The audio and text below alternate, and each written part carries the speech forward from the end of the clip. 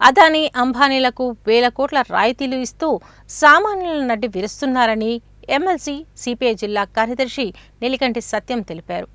ప్రజల పట్ల చిత్తశుద్ధి కేంద్రానికి లేదన్నారు. శనివారం నల్గొండ పట్టణంలోని జిల్లా సిపిఐ కార్యాలయంలో మీడియా సమావేశంలో ఎమ్మెల్సీ సిపిఐ జిల్లా కార్యదర్శి నెలికంటి సత్యం మాట్లాడుతూ 5 రాష్ట్రాల ఎన్నికల అనంతరం కేంద్రం పెట్రోల్, డీజిల్ ధరలు పెంచి ప్రజలపై భారం మోపుతుందని, గ్యాస్ ధరలు కూడా అంతే స్థాయిలో పెంచిందన్నారు. విడతల వారీగా పెంచుతూ సామాన్యులపై మోయలేని భారం మోపుతుందన్నారు. దీని ప్రభావం అన్ని రంగాలపై పడుతుందని, ఎరువుల ధరలు పెరిగి వ్యవసాయంపై ఇది తీవ్ర ప్రభావం చూపుతుందని ఆవేదన వ్యక్తం చేశారు. అదానీ అంబానీలకు వేల కోట్ల రాయితీ ఇస్తూ సామాన్యుల నడ్డి విరుస్తుందని, ప్రజల పట్ల చిత్తశుద్ధి కేంద్రానికి లేదన్నారు. రాష్ట్ర ప్రభుత్వం అధికారంలోకి వచ్చి 2.5 ఏళ్లు అవుతుందని, ప్రకటించిన పథకాల్లో 1/2 మినహా మిగతావి ఏవీ సంపూర్ణంగా ప్రజలకు అందటం లేదని, రుణమాఫీ, రైతు భరోసా కూడా అరకొరగానే ఇచ్చారని, రైతులు ఇబ్బందులకు గురవుతున్నారన్నారు. పెన్షన్, కళ్యాణలక్ష్మి లాంటి పథకాలు పెంచలేదని, ధాన్యం కొనుగోలులోనూ వైఫల్యం ఉన్నదని, ఇంకా భువనగిరి లాంటి జిల్లాల్లో ఇంకా పెద్ద ఎత్తున ధాన్యం మార్కెట్లలో ఉన్నాయని, రైతుల నుంచి 5-6 కిలోల వరకు తరుగు తీశారని, ధాన్యం కొనుగోళ్లపై ప్రభుత్వానికి ముందు చూపు, చిత్తశుద్ధి కొరవడిందని తెలిపారు. గత ప్రభుత్వం మీద నెపంతో కాంగ్రెస్ ఇచ్చిన వాగ్దానాలను విస్మరించటం తగదన్నారు.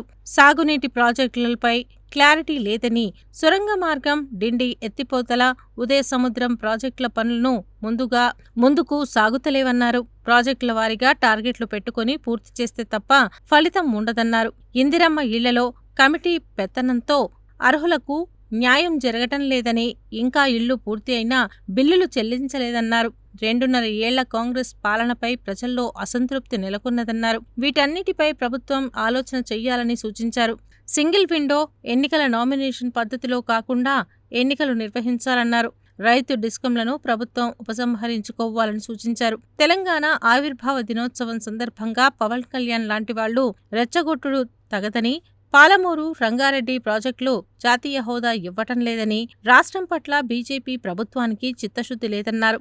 వీటన్నిటిపై ఈ నెల 10వ తేదీన సిపిఐ ఆందోళన కార్యక్రమానికి పిలుపునిచ్చిందని తెలిపారు. ఈ నెల 10న జరిగే కలెక్టరేట్ ఎదుట జరిగే ధర్నాకు ప్రజలు, పార్టీ కార్యకర్తలు పెద్ద ఎత్తున తరలి రావాలని పిలుపునిచ్చారు.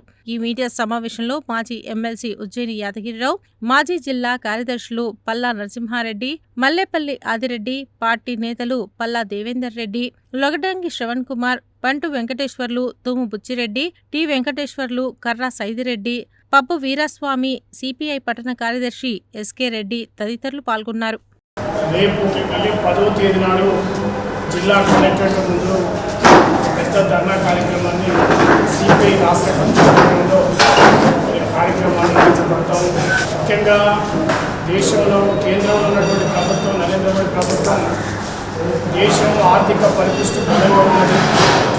ఇలా యుద్ధం వల్ల సంక్షోభం లేదు అని మరి రాష్ట్ర శాసనసభలు మొన్న జరిగినటువంటి 5 రాష్ట్రాల ఎన్నికల సందర్భంగా ఘంటాపథంగా చెప్పడం జరిగింది. కానీ జరిగిన 5 రాష్ట్రాల శాసనసభ ఎన్నికలు ఎప్పుడైతే జరిగాయో అయిపోయిన పరీక్షణమే మరి భారతదేశ వ్యాప్తంగా సామాన్య ప్రజల మీద, మధ్యతరగతి ప్రజల మీద పెద్ద ఎత్తున పెట్రోలు, డీజిల్, గ్యాస్ ధరలు పెంచి మరి ఇవాళ సామాన్య ప్రజల మీద కోలుకోలేనంత మరి భారం మోపడం జరిగింది. దీని దేశవ్యాప్తంగా మరి అన్ని లౌకిక పార్టీలు, కమ్యూనిస్టులు పెద్ద ఎత్తున నిరసన కార్యక్రమాలు జరుగుతూ ఉన్నాయి. దానిలో భాగంగానే రేపు 10వ తేదీ నాడు జిల్లా కలెక్టరేట్ ముందర పెద్ద ఎత్తున మరి ధర్నా కార్యక్రమం చేపట్టడం జరుగుతాం. సరే, ముఖ్యంగా ఈ గ్యాస్, పెట్రోల్ ధరలు అనేది మరి ఒకనాడు ఇలా ప్రపంచంలో అత్యధికంగా మన భారతదేశంలో ఎక్కువ రేటు ఉన్నట్టు మనం చెప్తాం. సరే, ఒక సందర్భం కూరగాయలు రేట్లు తక్కువన్నా కూడా భారతదేశంలో ఏమాత్రం కూడా తగ్గకపోగా మరింతగా పెంచినటువంటి సందర్భం.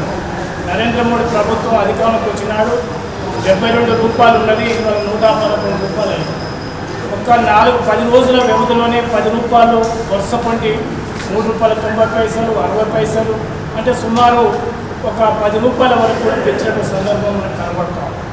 అంటే కేవలం ఇది పెట్రోల్, డీజిల్కి పరిమితం కాదు, ముఖ్యంగా గ్యాస్ కూడా 1000 రూపాయలు పెంచడం జరిగింది. అంటే దీనివల్ల కేవలం అన్ని వస్తువుల మీద ఇవాళ సామాన్య మానవ రైతుల మీద అదేవిధంగా సామాన్య మద్దతు ప్రజల మీద ఇలా పెద్ద ఎత్తున భారం పడింది.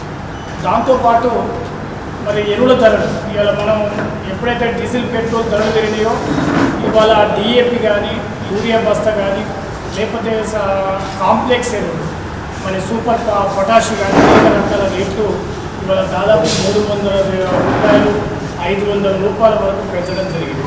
అంటే ఇది బహుశా భారతదేశంలోనే పెద్ద ఇవాళ సామాన్య ప్రజల భారం మోపడే సందర్భం ఉంది. అందువల్ల దీన్ని తీవ్రంగా నిరసిస్తూ రేపు కమ్యూనిస్ట్ సిపిఐ పార్టీ ఆధ్వర్యంలో కార్యక్రమం కొనసాగుతాం. అదేవిధంగా ఈ దేశంలో మరి ముఖ్యంగా దేశ కేంద్ర ప్రభుత్వం ప్రజల మౌలిక సమస్యలు నిరుద్యోగం కానీ లేకపోతే దేశంలో పేదరికం లాంటి సమస్యలను పక్కన పెట్టి ఇవాళ సామాన్య ప్రజల భారం మోపి మరి అనేక రకాలుగా కార్పొరేట్ వర్గాలకు ఆదాని అంబానీ లాంటి పారిశ్రామికవేత్తలు కోట్ల రూపాయలు ఇస్తున్నటువంటి ప్రభుత్వాలు ఇవాళ ప్రజల మౌలిక సమస్యల పరిష్కారానికి ఈ ప్రభుత్వం పూనుకోవడం లేదు. ముఖ్యంగా రైతాంగం వ్యవసాయం సంక్షోభం కూరుకుపోయి రైతుల ఆత్మహత్యలు జరుగుతూ ఉన్నాయి. కనీసం మద్దతు ధర చూస్తే ఈ మధ్యకాలంలో 72 రూపాయలు ఒరిగి పెంచారు. ధరలు విపరీతంగా ఎరువుల బస్తాలకు 500 1000 రూపాయలు పెంచితే మరి మనకు ఒక 72 రూపాయలు మాత్రమే పెంచడం. అంటే కేంద్ర ప్రభుత్వానికి ఎంత చిత్తశుద్ధి ఉందనేది మనం అర్థం చేసుకోవాలి. అందువల్ల ఇలా కేంద్ర ప్రభుత్వం పూర్తిగా ఇది రైతాంగ వ్యవసాయ కార్మికులు మరి నిరుద్యోగ యువతరానికి వ్యతిరేకంగా ఈ దేశంలో బీజేపీ పార్టీ పాలిస్తూ ఉంది. ఒక్కొక్క రాష్ట్రం మీద ప్రతిపక్ష పార్టీలను చీల్చి అనేక రకాల కుతంత్రాలు లేపి ఆయా రాష్ట్రాలని ఎన్నికలు నిర్వహిస్తున్న సందర్భంగా మరి ప్రజలు కానీ లౌకికవాదులు పెద్ద ఎత్తున ఈ నిరసన కార్యక్రమంలో పాల్గొనాలని ప్రత్యేకంగా విజ్ఞప్తి చేస్తాం. ఈ రాష్ట్ర ప్రభుత్వం అధికారంలోకి వచ్చి 2.5 సంవత్సరాలు గడుస్తాం. మరి గత ప్రభుత్వం కంటే ఒక భిన్నమైన పరిపాలన ప్రజాస్వామిక ప్రభుత్వం అదేవిధంగా 6 గ్యారెంటీలు మరి అన్నటువంటి అంశం మీద అనేక పథకాలు మరి ప్రభుత్వం ఆనాడు కాంగ్రెస్ ప్రభుత్వం ప్రకటించింది. సరే ముఖ్యంగా ప్రకటించినటువంటి పథకాలు 1-2 పథకాలు తప్ప ఏది కూడా సంపూర్ణంగా ప్రజలకు అందినటువంటి దాఖలాలు లేవు. ముఖ్యంగా ఒక మహిళలకు ఉచిత బస్సు ప్రయాణం లేకపోతే ఇంకో 2 అంశాలు ఈ ఇందిరమ్మ ఇల్లు తర్వాత సన్నబియ్యం ఈ 3 అంశాలు తప్ప రైతుల రుణమాఫీ కూడా మరి ప్రజల రైతాంగాన్ని పూర్తిగా అమలు చేయడంలో ఈ ప్రభుత్వం విఫలం. అదేవిధంగా రైతు భరోసా ఇవాళ సీజన్ స్టార్ట్ అయింది. రైతాంగాన్ని ఇలా జూన్కి వెళ్ళే వ్యవసాయ రంగంలో సంక్షోభం అంటే స్టార్ట్ అయింది. కానీ రైతు భరోసా ఎప్పుడు వచ్చేది తెలుస్తలేదు. ఇవాళ 2 ఎకరాలకే పరిమితమైంది. అంటే రైతులంతా తీవ్ర ఇబ్బందులకు గురవుతారు. ఎందుకంటే రైతు భరోసా అనేది రైతులకు మద్దతుగా కొంత కొనుగోలు చేయడానికి ఎరువులు కానీ లేకపోతే అనేక రకాలుగా పెట్టుబడి సాయం కోసమే రైతు భరోసా పెడతారు. కానీ ఈ ప్రభుత్వం మరి అనేక సందర్భాల్లో కేవలం 2 ఎకరాలకే పరిమితం చేయడం వల్ల రైతులకు రైతు భరోసా అనేది అందడం లేదు. దీనివల్ల కూడా రైతులు తీవ్ర ఇబ్బందులకు గురవుతున్నటువంటి దాఖలాలు. అదేవిధంగా పెన్షన్స్ ఎన్నికలల్లో మరి పెన్షన్స్ డబుల్ చేస్తారని కళ్యాణ లక్ష్మి అనడం జరిగింది. అనేక పథకాలు చెప్పినా కూడా ఇవాళ ఆచరణలో మరి గత ప్రభుత్వం చేసిన అప్పులు చేసింది మేము చేయలేమన్నటువంటి ఒక మాటతోనే ఇలా వచ్చి ఇచ్చినటువంటి వాగ్దానాలను అమలు చేయడంలో ఈ ప్రభుత్వాలు చిత్తశుద్ధి లేదు. అందువల్ల ముఖ్యంగా మరి గత 10-15 నెలల రోజులుగా ఈ ధాన్యం కొనుగోలు విషయంలో కూడా ప్రభుత్వం మరి ఒక ముందు చూపు లేకపోవడంతో ఇవాడికి కూడా ధాన్యం కొనుగోలు కేంద్రాలలో వద్దు కనపడతారు. మేము పార్టీ ఆ ప్రభుత్వం కూడా ఒక మంచి నిర్ణయంతో ముందుకు పోవాలని కోరుకుంటాం. కానీ 2.5 సంవత్సరాలు చూసినప్పుడు ప్రజలల్లో ఒక అసంతృప్తి అనేది బయలుదేరుతా ఉంది. ఈ అసంతృప్తి పోవాలంటే ప్రభుత్వం మరి సరైన ఆలోచన చేయాలి, ఇచ్చిన పథకాలను అమలు చేయాలి. ప్రభుత్వ పరిపాలన కూడా ఒక గాడిలో పెడుతున్న ప్రయత్నం జరగాలి తప్ప ఆ రకంగా ప్రజలు లేదు.